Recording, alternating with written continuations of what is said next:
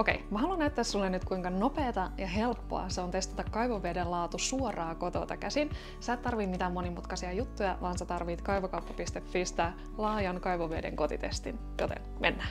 Katsotaan ihan ensin, mitä kaikkea täältä paketista löytyy. Tässä näkyy, mitä osa-alueita me testataan, ja tähän taulukkoon kirjataan myöhemmin myös tulokset. Mukana on erillinen bakteeritesti, sitten meillä on värikartta sekä selkeät ohjeet, joista näkee, että miten nämä mittatikut toimii ja mitä eri värit tarkoittaa. Sitten meillä on tietenkin itse mittatikut, joilla testataan esimerkiksi kuparia, klooria, rautaa ja monia muita aineita. Ennen testausta kannattaa ensin pumppailla seissyt vesi pois, pestä kädet ja täyttää puhdas lasi kaivovedellä. Sitten me testataan yksi mittatikku kerrallaan ohjeiden mukaan. Tämä värikartta on tosi helppolukuinen ja tulokset saa nopeasti ilman, että sun tarvii lähettää vettä laboratorioon. Kun nämä mittaukset on tehty, niin kirjataan tulokset ylös.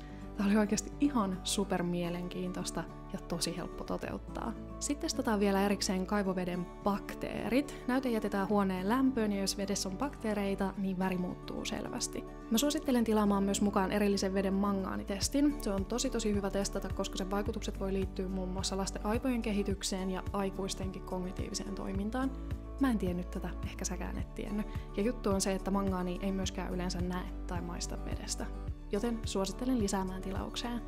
Eli kuten sä huomaat, niin tää on ihan superhelppo toteuttaa. Sä saat nopeasti luotettavaa tietoa sun kaivoveden laadusta. Joten jos sulla on kaivo, niin me tsekkaa kaivokauppa.fi.